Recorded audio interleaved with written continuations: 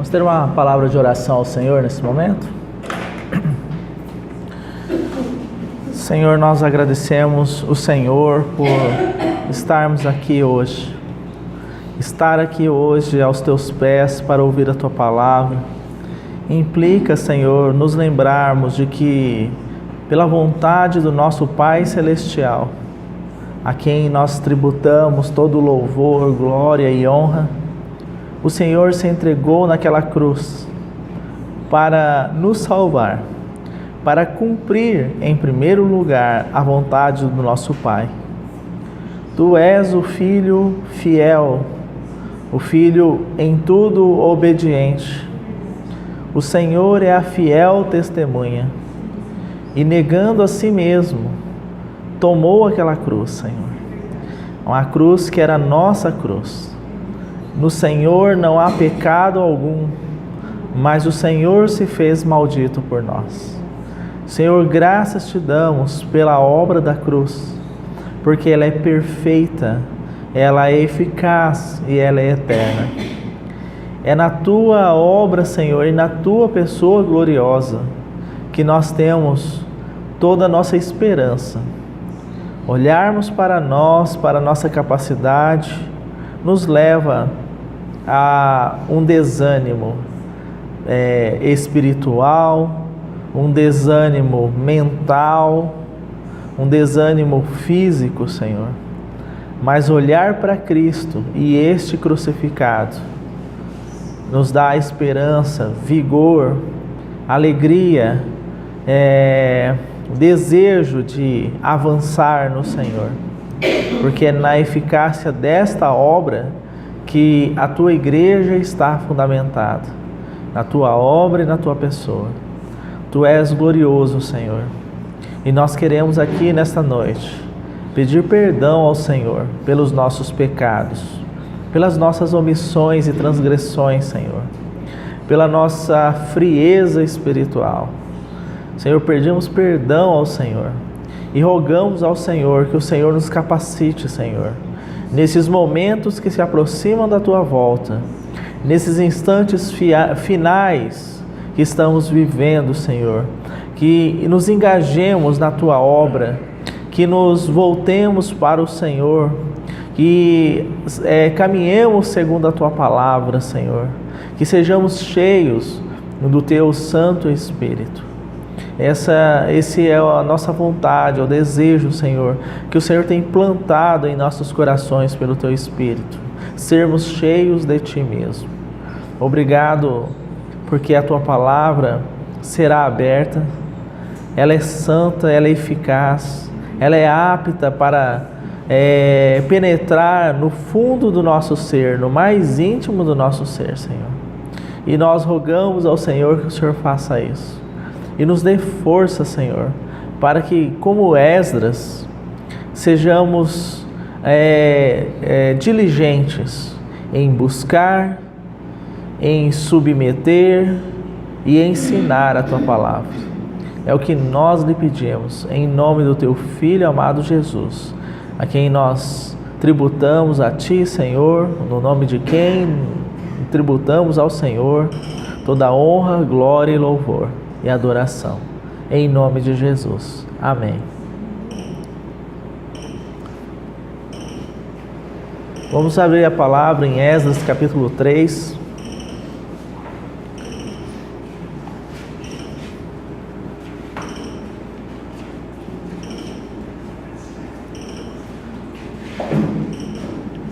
Vamos ler a partir do versículo 9. Esdras capítulo 3, verso 9. Amém, irmãos?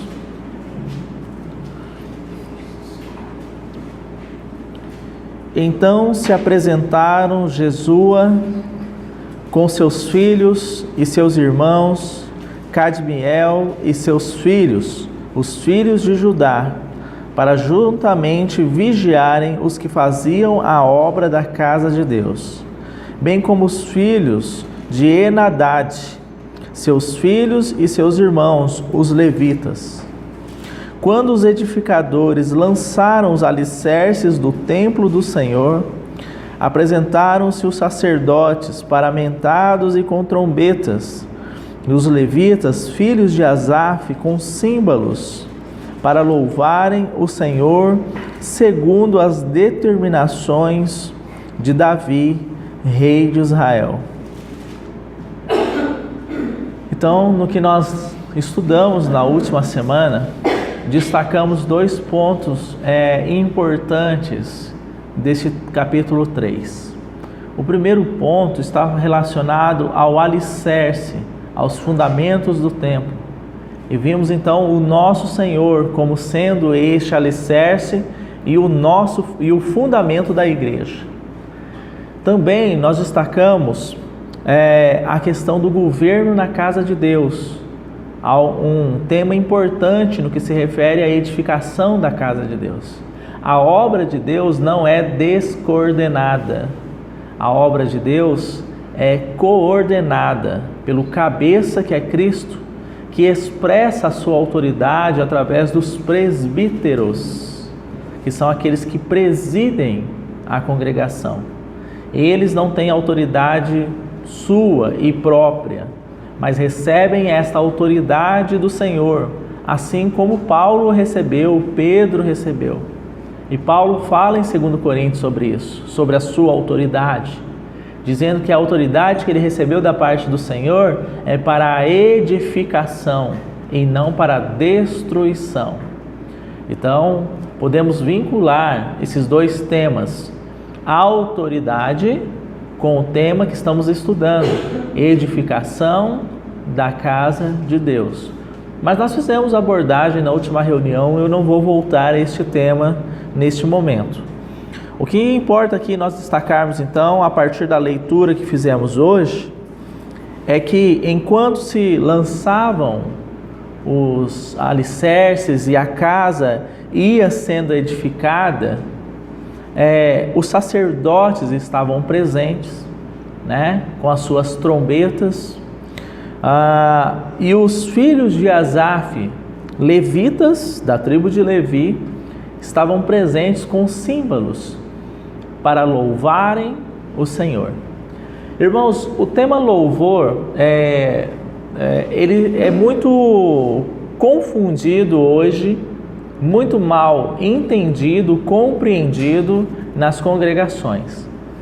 Porque nós temos algumas esferas de expressão, então, dentro da questão espiritual. Nós temos o que a Bíblia chama de adoração, nós temos o que a Bíblia chama de louvor e nós temos a chamada música, Então, existem textos na palavra que diz que, por exemplo, por determinação de Davi, os levitas profetizavam por meio das canções, dos cânticos. O que é profetizar? Profetizar, então, é um falar por Deus, é ser boca de Deus. Não sei se os irmãos se recordam, mas Pedro, em Atos capítulo 2, citando Joel, Pedro cheio do Espírito, ele diz que os jovens profetizarão, Então, esse profetizar é falar por Deus, não tomar a palavra de si mesmo, mas ser um instrumento da parte do Senhor para a expressão da sua palavra no meio da congregação.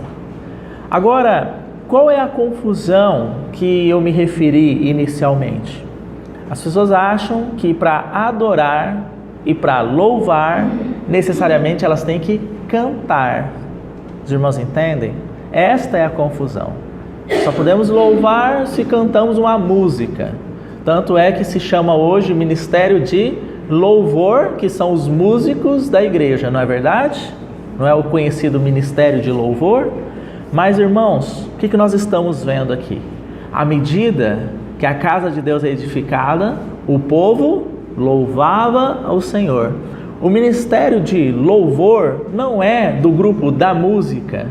Ministério de louvor é um ministério da igreja, certo? Adoração, na palavra de Deus, ela não necessariamente está relacionada à música e a louvor. A adoração é uma esfera espiritual em que nós vivemos diariamente. O Senhor disse assim: o Pai procura adoradores que o adorem em espírito, está vendo? Adorar, que o adorem em espírito. Isso significa que essa adoração, ela então é o resultado da comunhão entre o regenerado, o nascido de novo, e Deus, no Espírito. Irmãos, somos adoradores enquanto estamos dormindo. Somos adoradores enquanto estamos acordados. Somos adoradores quando estamos trabalhando. Todos os momentos das nossas vidas, nós somos adoradores, porque a adoração é uma condição espiritual. Espiritual. Nós temos que entender essa diferença. O que um adorador faz? Qual é, então, a função de um adorador? Um adorador é aquele que está de joelhos, prostrado diante do seu Senhor. Isso é o adorador. Mas não é joelhos fisicamente falando, mas é uma vida em que andamos, digamos assim, é uma caminhada de total dependência da parte do Senhor. Isso é prostrar, isso é humilhar, isso é humildade. Humildade. A palavra de Deus diz assim que Deus resiste ao soberbo, mas concede graça ao humilde. Essa é uma expressão de adoração. Humildade. Senhor, nada sou, nada posso, nada tenho, senão o Senhor. Então, que tenhamos isso em mente e também nos nossos corações. Todos nós somos adoradores 24 horas por dia, porque é uma questão espiritual. Então, completando o que o Senhor disse lá no Evangelho, salvo engano, capítulo 4, João capítulo 4. Então, Deus procura, e Ele está estabelecendo, adoradores que o adorem em espírito e em verdade. Mas você pode substituir essa expressão verdade por realidade. Isso significa que a adoração verdadeira, ela não é uma adoração de boca, de falar, de posição. É uma adoração em verdade, ou seja, uma transformação, o resultado da transformação do trabalhar do Espírito de Deus em cada um de nós. É tão simples compreender essas coisas, mas nós fazemos tanta confusão, irmão. Se adorar é cantar, o que acontece com aquela pessoa que por algum motivo não pode cantar? Ela não é um adorador? Os irmãos entendem isso? Não que não devamos cantar, mas nós vamos chegar lá ainda. Então nós temos a esfera de adoração, é a esfera mais íntima, mais profunda. E nós temos o chamado louvor. Então, dessa vida de adoração, haverá uma expressão. E essa expressão chamamos louvor. Nos voltemos para os Salmos, para que tenhamos então uma ideia sobre isso. Quando Davi vai louvar, então ele vai falar das obras, da pessoa de Deus. Esse Davi, necessariamente, antes que esse processo acontecesse, a expressão externa, ele estava vivenciando isso interiormente. Então, é aquilo que a palavra nos diz. A boca fala do que o coração está cheio. Os irmãos compreendem isso? Aquele irmão, então, cheio do Espírito, ele ia expressar com os seus lábios daquilo que ele estava cheio. E nisso resultou o quê? Salmos, por exemplo.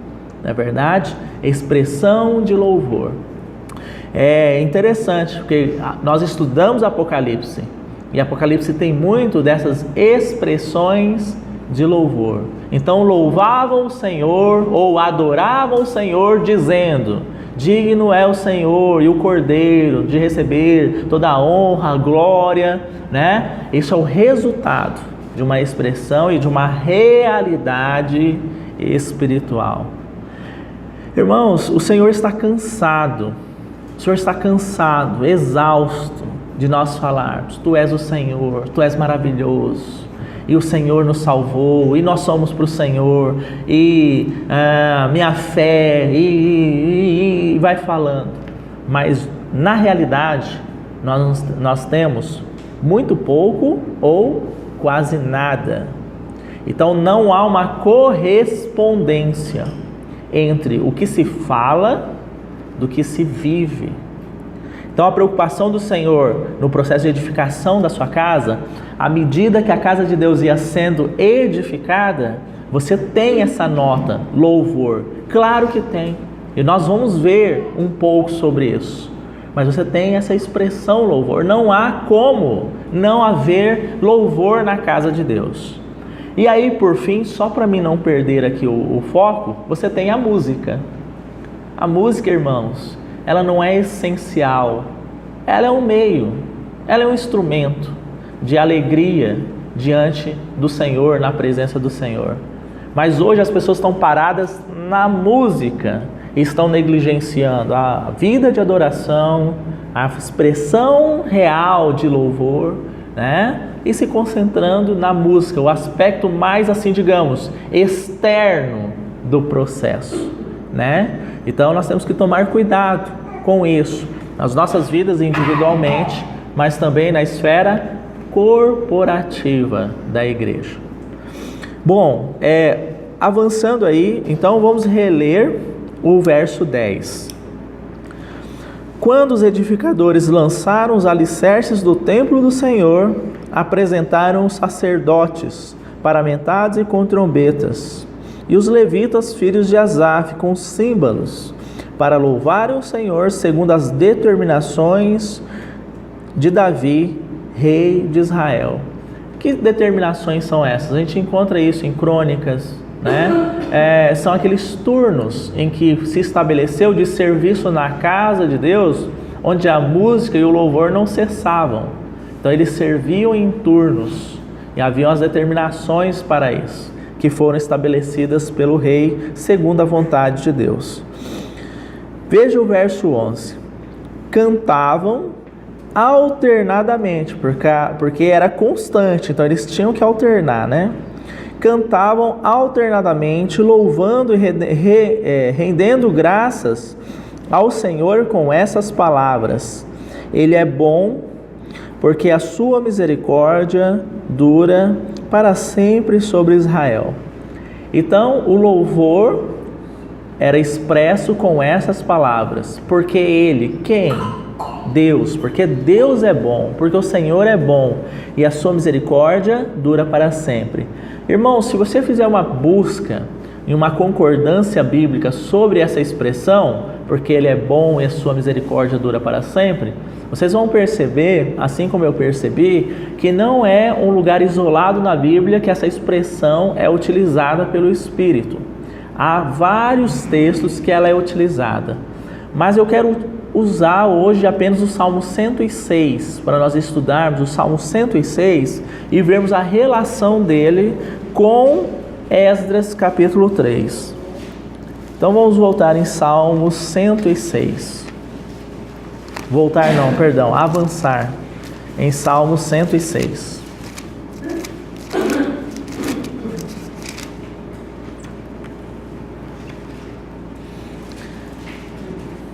Irmãos, obviamente, nós não vamos ler todo o Salmo 106. São aí 48 versículos. Então eu separei alguns textos para entendermos o contexto da expressão, porque Ele é bom e a sua misericórdia dura para sempre, dentro do processo da edificação da casa de Deus e da realidade que o povo estava vivendo, registrado lá em Esdras. Vejamos então o primeiro verso, verso 1 do 106. Aleluia! Rendei graças ao Senhor, porque Ele é bom, porque a sua misericórdia dura para sempre. Está vendo a mesma expressão, na verdade? Agora vamos ao verso 6. Pecamos como nossos pais, cometemos iniquidade, procedemos mal. Então, dentro do contexto aqui, há um reconhecimento de que havia um pecado contra o Senhor, né? Agora veja o verso 24. Também desprezaram a terra aprazível e não deram crédito à sua palavra. Agora vamos ler a partir do verso 34. Não exterminaram os povos como o Senhor lhes ordenara. Antes, se mesclaram com as nações e lhes aprenderam as obras. Deram culto aos seus ídolos, os quais se lhes converteram em laço, pois imolaram seus filhos e suas filhas aos demônios, e derramaram sangue inocente, o sangue de seus filhos e filhas, que sacrificaram aos ídolos de Canaã, e a terra foi contaminada com sangue. Assim se contaminaram com suas obras, e se prostituíram nos seus feitos. Agora o verso 46. Fez também que lograssem compaixão de todos os que levaram cativos. Salva-nos, Senhor, nosso Deus, e congrega-nos de entre as nações, para que demos graças ao teu santo nome e nos gloriemos no teu louvor. Bendito seja o Senhor Deus de Israel, de eternidade a eternidade. E todo o povo diga amém, aleluia. Nós lemos aqui, então, basicamente, 4 sessões que eu quero destacar com os irmãos. A primeira, que está no verso 6, o que aconteceu ali?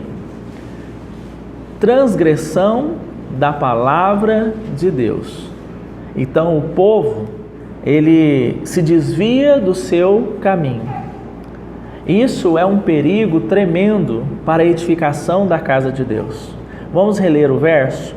Pecamos como nossos pais, cometemos iniquidade, procedemos mal. Todas as vezes, e aqui eu vou colocar, irmãos, na esfera corporativa, que nós, como corpo de Cristo, como igreja, pecamos. O que é pecar? É você percorrer caminhos que não são os caminhos do Senhor. E como congregação podemos fazer isso? Sim, podemos. Nós então atrasamos o processo de edificação da casa de Deus. Nós trazemos prejuízo para esse processo. Agora, existe o verso 24 que eu também li com os irmãos. Como é que esse processo de desvio dos caminhos do Senhor pode ocorrer? E pode então haver um prejuízo para a edificação da casa de Deus. Temos um perigo real registrado no verso 24. Também desprezaram a terra aprazível e não deram crédito à sua palavra. Essa expressão terra aprazível significa Canaã, a terra que Deus havia prometido a Israel. Uma terra em que emana leite e mel. Irmãos, que nós possamos entender a figura bíblica relacionada a Canaã. Porque se nós pegarmos o Egito, onde o povo de Israel estava escravizado, ele é certamente uma figura do mundo. Então nós temos o deserto e nós temos o destino. Aqui no Egito, onde o povo estava escravizado, e nós já estudamos isso, vimos a instituição da Páscoa. O que significa a Páscoa? Significa Cristo sendo imolado lá na cruz, entregue e crucificado. Para que isso? Para que nós fôssemos libertos desta escravidão. O que o Senhor fala na sua palavra? Que nós fomos transportados do império das trevas para o reino do Filho do seu amor. Então, libertos, uma vez libertos da escravidão do pecado, nós vamos partir agora para o objetivo. Antes, escravizados, não poderíamos jamais chegar ao objetivo. A cruz, então, foi um meio de libertação para chegarmos ao objetivo. E qual é o objetivo? Para os judeus era Canaã, uma terra que Deus havia prometido. Mas, para nós, se chama plenitude de Cristo. Em outras palavras, para não ser muito complicado, irmãos, nosso objetivo como igreja é sermos totalmente tomados por Cristo, sermos perfeitamente identificados com Ele em vida e natureza, termos totalmente formado em nós o seu caráter. Irmãos, o nosso objetivo não é morar no céu, o nosso objetivo sequer é reino milenar. O nosso objetivo é mais simples do que parece para nós, ou deveria. O nosso objetivo é sermos totalmente cheios de Cristo. Se isso acontecer, o nosso céu será em qualquer lugar, porque estaremos em uma plena comunhão com o nosso Senhor. Então, dentro do contexto que estamos lendo aqui em Salmo, verso 24, eles desprezaram a terra aprazível. Para a nossa realidade, sabe o que significa, irmãos? Desprezarmos a oportunidade e o privilégio de sermos totalmente cheios de Cristo. Muito embora, irmãos, sejamos salvos, mas podemos desprezar o privilégio de termos Cristo plenamente formado em nós. E uma vez desprezado este privilégio, veja aí a conexão do verso 24. E não deram crédito à sua palavra. Irmãos, marque esse salmo. Vamos ao Novo Testamento. Mais especificamente, Hebreus. Hebreus,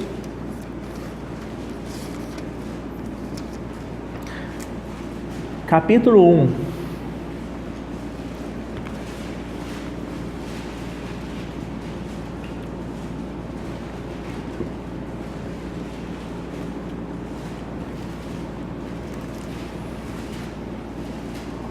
Vamos ler o verso 1 e o verso 2. Havendo Deus outrora falado, bem, Hebreus capítulo 1, verso 1 e 2. Havendo Deus outrora falado muitas vezes e de muitas maneiras aos pais pelos profetas, nesses últimos dias nos falou pelo Filho, a quem constituiu herdeiro de todas as coisas, pelo qual também fez o universo. Todas as vezes que negligenciamos e desprezamos a palavra, nós estamos desprezando a palavra do Filho. Aos pais foi falado pelos profetas, mas a nós temos o privilégio de recebermos a palavra diretamente pelo Filho, pelo Espírito de Deus que habita em nós, a sua igreja. Agora, há um perigo, e veja aí o capítulo 2, verso 1. Por esta razão, importa que nos apeguemos com mais firmeza às verdades ouvidas, para que delas jamais nos desviemos. Estão vendo? Lá em Salmo 106, nós estamos vendo o prejuízo para o povo de Deus e para a edificação pelo fato de que eles desprezaram a palavra e por isso eles perverteram, e nós vamos ver isso, os seus caminhos. Hoje, irmãos, quando nós recebemos a palavra do Senhor e nós não damos crédito a ela, como diz aqui, nós não nos apegamos com firmeza às verdades ouvidas, aqui estamos sujeitos a nos desviarmos do caminho. E cuidado, um cuidado para mim e um cuidado para cada um de nós aqui. Podemos estar reunindo, vindo aos cultos e desviados do caminho. Dentro da igreja está cheio de desviados do caminho, porque não se apegam com firmeza às verdades ouvidas. Em outras palavras, aquilo que Cristo tem falado a nós e em nós não tem sido algo prático e real em nossas vidas. Está tudo aqui, na nossa cabeça, mas quase nada aqui. Há um irmão que fala que a distância entre a nossa cabeça e o nosso coração pode equiparar-se à distância entre o céu e o inferno, porque é poucos centímetros aqui, né? Só que é uma distância gigantesca, porque recebemos intelectualmente, mas ela não tem se transformado em uma palavra viva para nós, prática, real, eficaz nas nossas vidas. Não produz transformação em nós.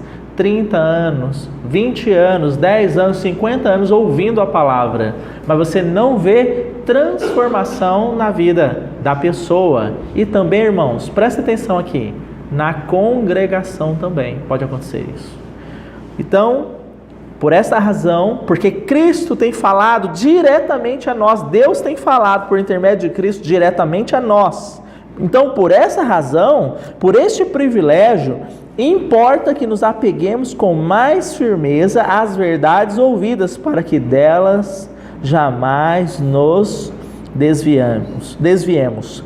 Se, pois, se tornou firme a palavra falada por meio de anjos, e toda transgressão ou desobediência recebeu justo castigo, veja a advertência, irmãos, a exortação.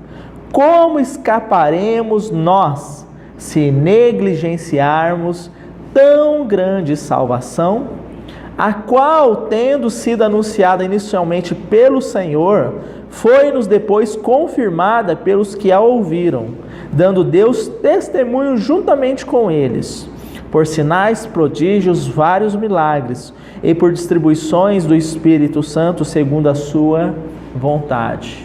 Então Deus não apenas anunciou e anuncia, mas também confirma aquilo que Ele anunciou. Como escaparemos nós se negligenciarmos tão grande salvação? Me parece que as pessoas hoje em dia têm confundido a pessoa santa do nosso Deus como o Papai Noel. Você já ouviu falar que o Papai Noel puniu alguém, disciplinou alguém? Me parece que o Papai Noel é sempre aquela figura que está sempre aberta ao quê? A dar, né? A presentear. Ele nunca está relacionado a algo aparentemente, digamos assim, negativo. Me desculpe colocar essa figura tão estranha, mas é para que nós entendamos. Parece que a gente sempre pensa que o nosso Deus, Ele está ali sempre pronto a entender as nossas falhas. Ah, mas Deus sabe que a vida está difícil. Ah, mas Deus é bom. Às vezes citamos até o texto, pois a misericórdia de Deus se renova todos os dias. Olha aí, irmãos, que texto maravilhoso para fundamentar a nossa omissão, a nossa negligência em ouvirmos e nos apegarmos com firmeza às verdades ouvidas. Tiago, pelo Espírito, ele diz assim: importa que sejamos ouvintes, praticantes da palavra de Deus. Não basta ouvir, essa palavra tem que ser algo real em nós, pela operação do Espírito de Deus. Vamos avançar mais um capítulo em Hebreus aqui, capítulo 3.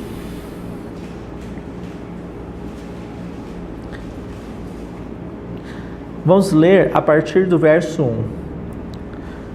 Por isso, santos irmãos, que participais da vocação celestial, todos nós recebemos a vocação celestial. Considerai atentamente o apóstolo e sumo sacerdote da nossa confissão, Jesus, o qual é fiel àquele que o constituiu, como também o era Moisés em toda a casa de Deus. Jesus, todavia, tem sido considerado digno de tanto maior glória do que Moisés, quanto maior honra do que a casa tem aquele que a estabeleceu. Pois toda a casa é estabelecida por alguém, mas aquele que estabeleceu todas as coisas é Deus. E Moisés era fiel em toda a casa de Deus como servo, para testemunho das coisas que haviam de ser anunciadas. Cristo, porém, como filho em sua casa, a qual casa somos nós se guardarmos firme até o fim a ousadia e a exultação da esperança. Qual é o tema aqui, nesse texto que nós lemos? A casa de Deus. Falando que Cristo tem maior glória, maior honra sobre a casa. Moisés era apenas um servo na casa. Cristo foi quem constituiu a casa e casa somos nós. Está vendo? O tema é casa, não é verdade? Mas olha aí a partir do verso 7. Assim, pois, como diz o Espírito Santo, hoje, se ouvirdes a sua voz, não endureçais o vosso coração, como foi na provocação, no dia da tentação no deserto, onde os vossos pais me tentaram, pondo-me à prova, e viram as minhas obras por 40 anos. Por isso me indignei contra essa geração e disse: estes sempre erram no coração. Eles também não conheceram os meus caminhos.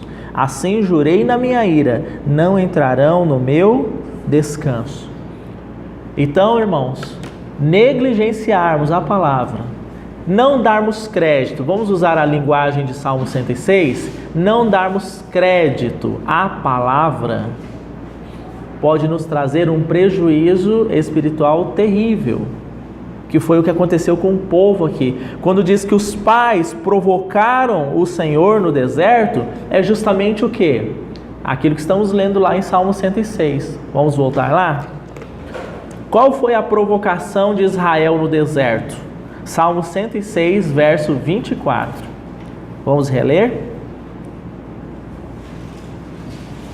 Também, podemos ler? Salmo 106, versículo 24.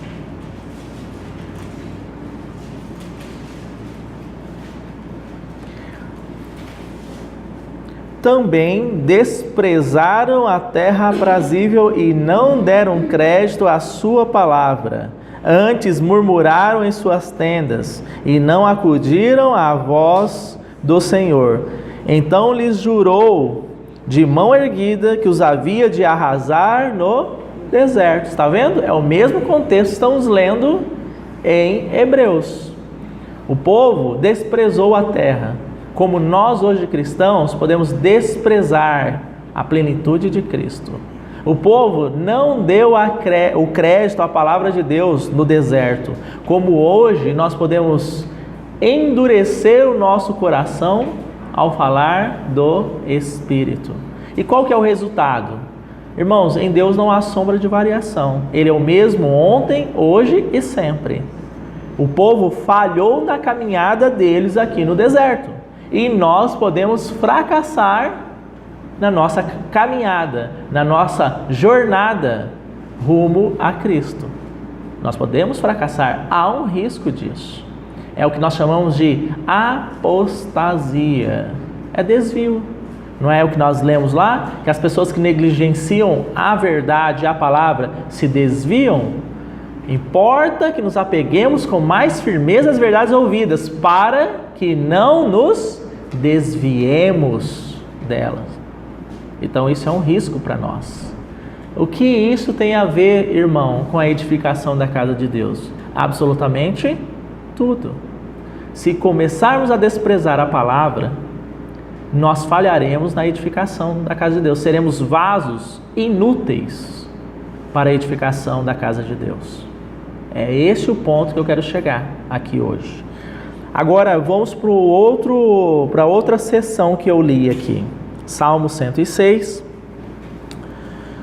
a partir do verso 34, do verso 34 ao verso 39.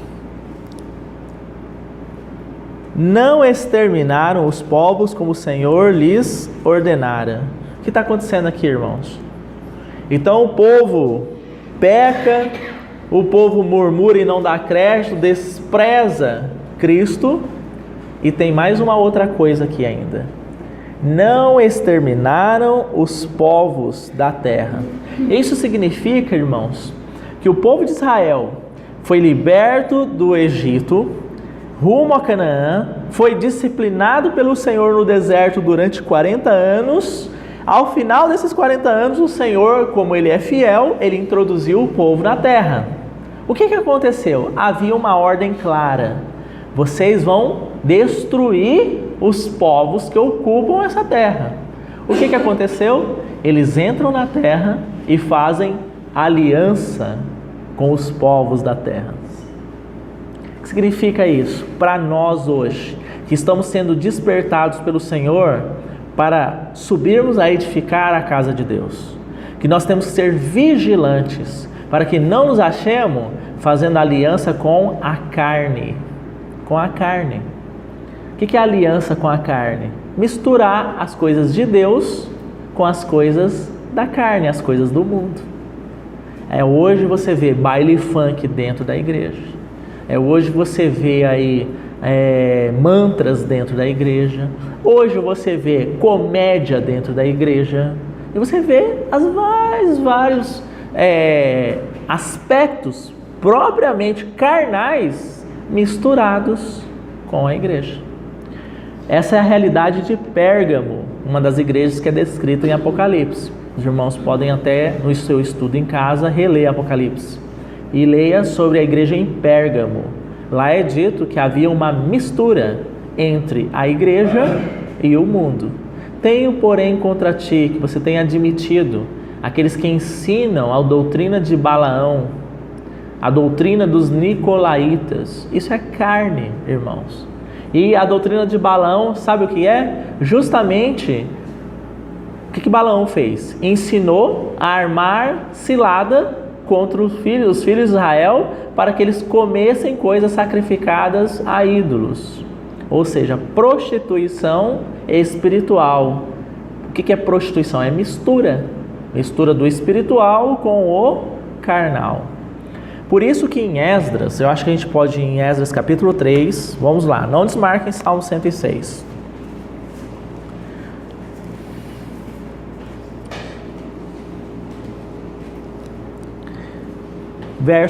Capítulo 4, verso 1 e 2 de Esdras.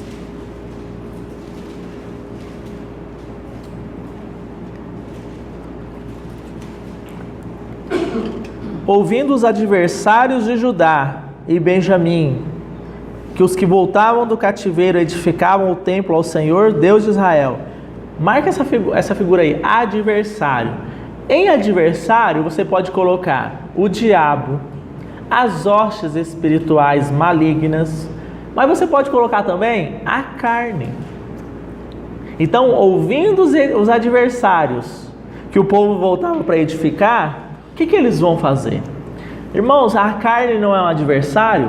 Leia Gálatas. Pois a carne milita. O que é milita? Faz guerra contra o espírito. E o espírito faz guerra contra a carne. A carne também é um adversário, né? Então, ouvindo os adversários de Judá e Benjamim, que os que voltavam do cativeiro edificavam o templo ao Senhor, Deus de Israel, olha aí o que eles vão fazer, irmãos. Chegaram-se a Zorobabel e aos cabeças de famílias e lhes disseram: deixa-nos edificar convosco, porque como vós buscaremos a vosso Deus, como também já lhes sacrificamos desde os dias de Esar-Adom, rei da Assíria, que nos fez subir para aqui. Irmãos, os irmãos percebem como isso é terrível, é demoníaco. Eu vou só dar um detalhe para os irmãos.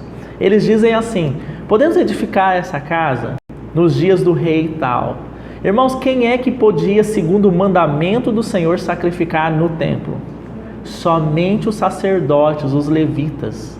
Isso foi entregue para eles, ninguém mais podia. Se fizesse, pecado mortal, capital, é heresia. Você está vendo? Essa é a carne tentando oferecer algo para Deus. É o que Caim fez. Você está vendo um símbolo, a marca de Caim aqui?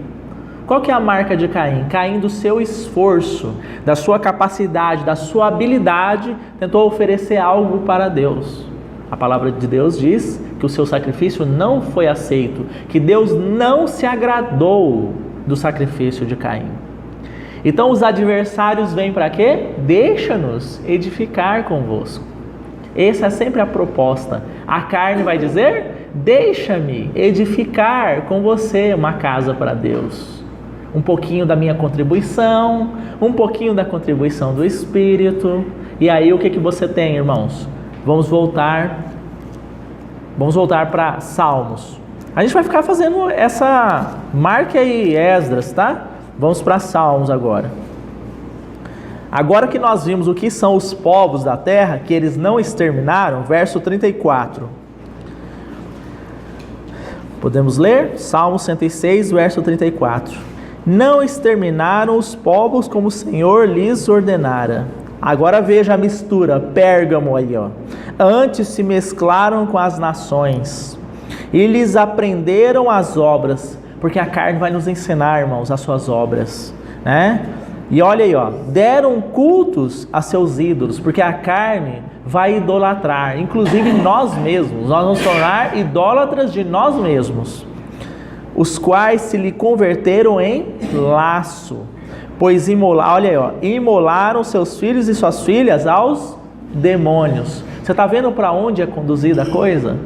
Quando a gente trilha esse caminho, quando nós permitimos a abertura para que a carne entre para se misturar nas coisas espirituais, o caminho que isso vai dar é para coisas satânicas, demoníacas, da carne, da idolatria, do culto a tudo que não é Deus.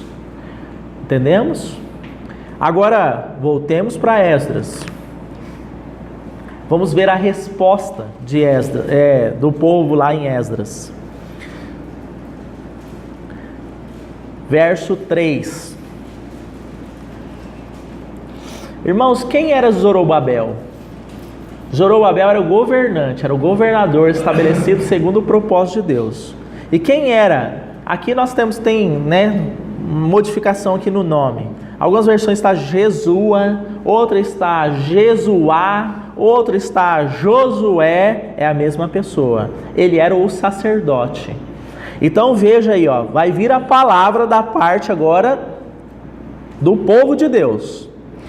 Porém, Zorobabel e Josué e os outros cabeças de famílias lhes responderam: nada tendes conosco na edificação da casa a nosso Deus. Que esse seja o nosso espírito, irmãos. Carne, nada tende conosco na edificação da casa de Deus. Satanás, nada tende conosco na edificação da casa de Deus. Mas vocês perceberam que lá no Salmo 106 o povo falhou em dar esta resposta? Como nós podemos falhar em dar essa resposta e admitir essas coisas no nosso meio, né? E aí veja que prossegue ainda o texto aí. Esdras capítulo 4, verso 3. Nós mesmos sozinhos a edificaremos ao Senhor, Deus de Israel, como nos ordenou Ciro, rei da Pérsia. Nós mesmos e sozinhos. Cuidado, irmãos. Essa expressão sozinhos não significa que tudo está na nossa mão e depende de nós. Obviamente que não. Nós somos encabeçados por Cristo, certo? Mas esse sozinho, eu quero dar um texto para os irmãos, está em 1 Pedro. 1 Pedro capítulo 2, é dito assim: que Deus tem um povo de propriedade exclusiva dele. Isso é sozinhos. Deus olha dos céus, ele só tem um povo em meio de vários povos. Entendeu? É aquilo que o Senhor Deus fala: o meu povo não será contado entre as nações. O meu povo é um povo que habita só e não será contado entre as nações. Por isso nós temos essa expressão aqui de Esdras: nós mesmos sozinhos. Não há ninguém no universo que possa fazer essa obra de edificação, senão nós. E cuidado, irmãos, para a gente não fazer o ouvido fechadinho para o nós mesmos. Isso significa que não é só o irmão Moisés, não é só o irmão Paulo, todos nós mesmos, há um caráter aí o quê?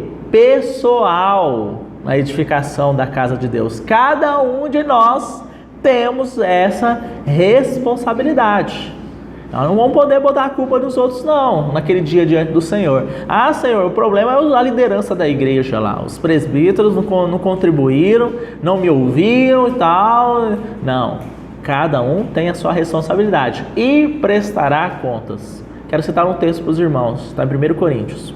Diz assim, que todos nós compareceremos perante o tribunal de Cristo. Esse é um julgamento da casa de Deus, tá, irmãos?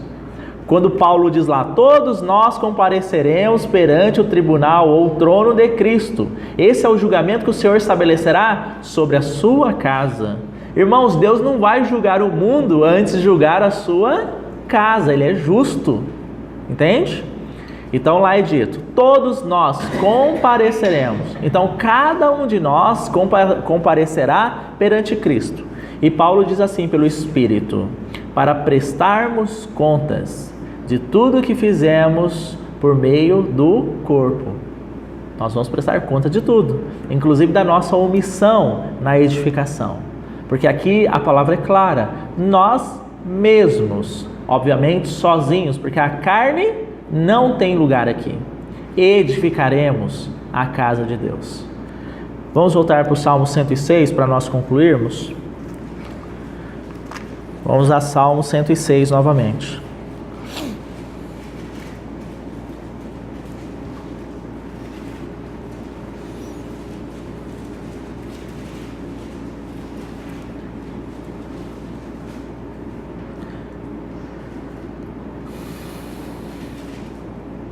Vamos ler a partir do verso 43 agora.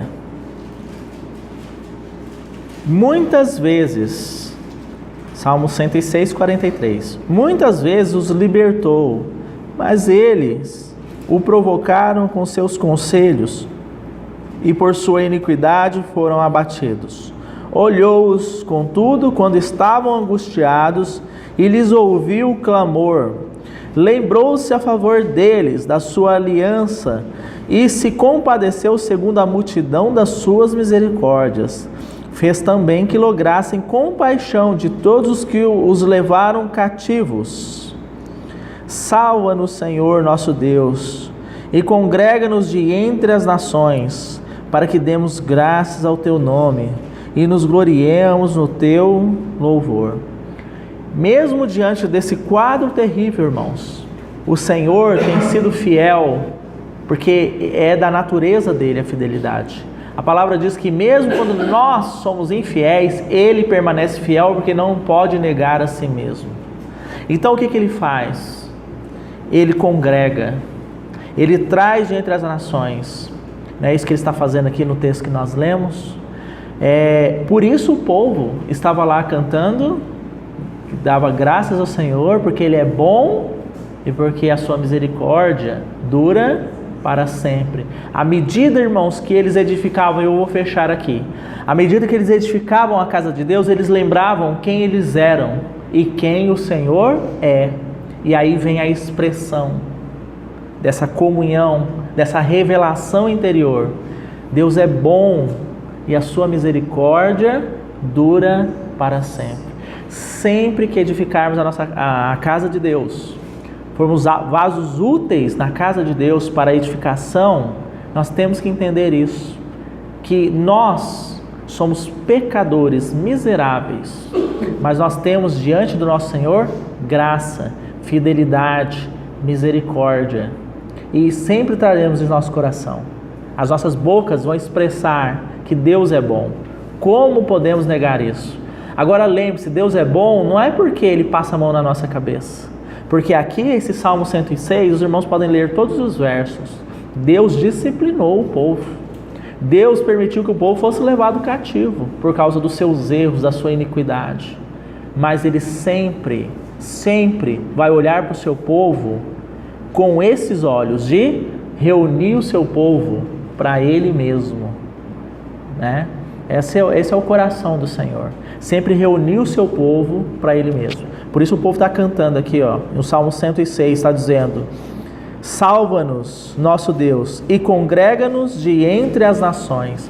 Senhor, nos tira das nações, nos tira desse sistema e nos traz para Ti mesmo, Senhor. Essa deve ser a nossa oração nesse processo de edificação da casa de Deus. Amém? Vamos ficar por aqui hoje. Na próxima reunião nós avançamos um pouco mais, no verso 12. Eu recomendo que os irmãos leiam Ageu capítulo 2, para nós tratarmos o verso 12 na próxima reunião, se o Senhor assim permitir. Vamos orar ao Senhor.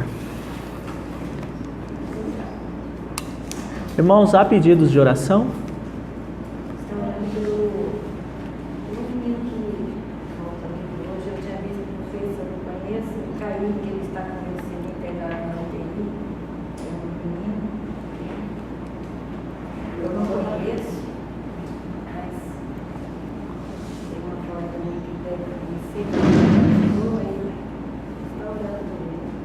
Amém. Kaique, né?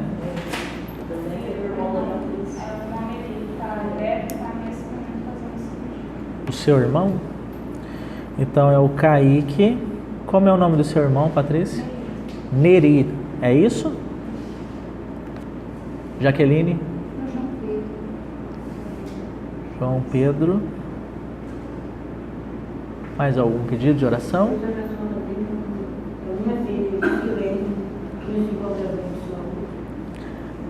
É o Leninha? Jusilene. Pelo nosso irmão Moisés também, né, irmão Moisés? Está orando pelo nosso irmão para que o Senhor possa restabelecer a saúde dele.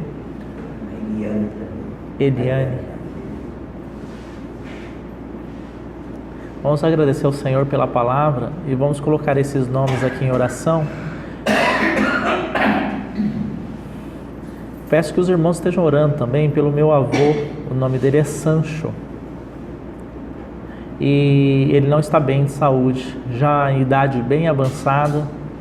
E que o nosso coração esteja voltado ao Senhor, no sentido de que ele possa conhecer o Senhor já no seu finalzinho de vida, né?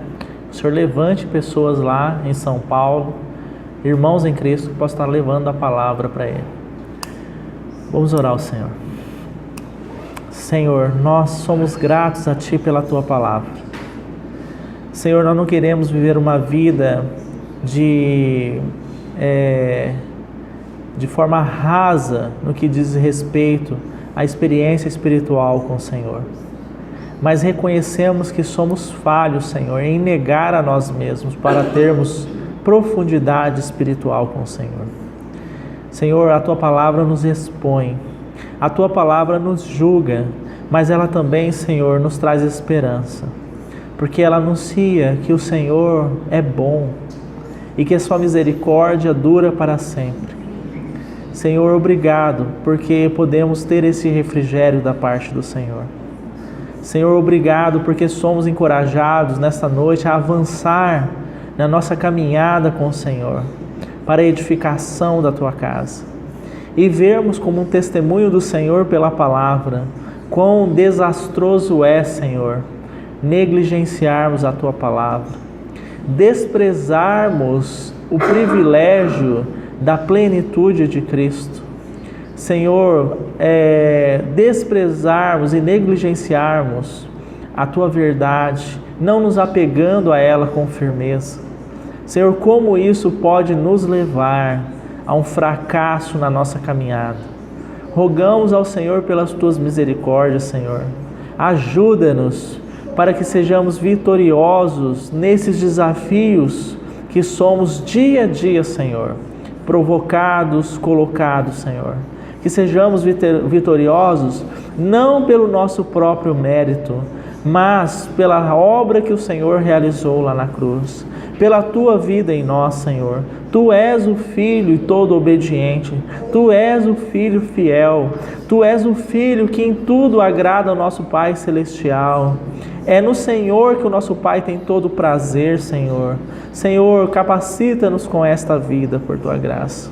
O Senhor já nos concedeu ela. O Senhor já nos conquistou para Ti, Senhor. Precisamos, Senhor, por Tua graça, amadurecermos espiritualmente, estarmos preparados para a Tua volta, Senhor.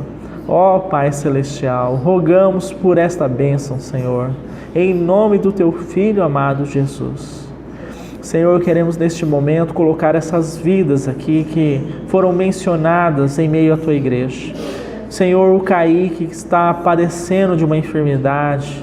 Senhor, também, Senhor, o Neri que está padecendo de enfermidade, Senhor, física. Senhor, a Jusilene da mesma forma. O nosso querido irmão Moisés também, Senhor. Senhor, por Tua graça, ó Pai Celestial, restaura essas vidas, Senhor.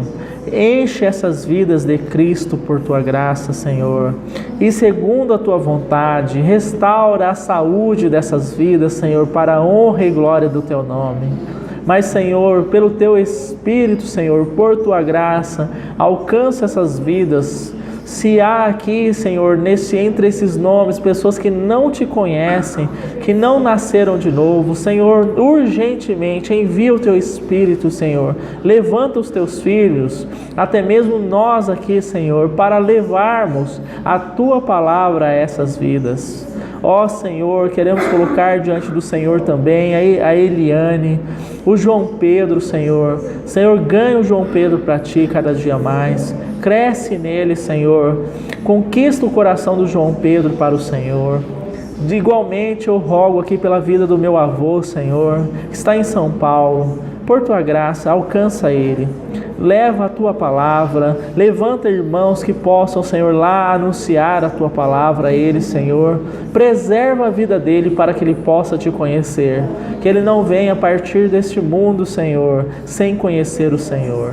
Em nome do Teu Filho amado Jesus. Amém, Senhor.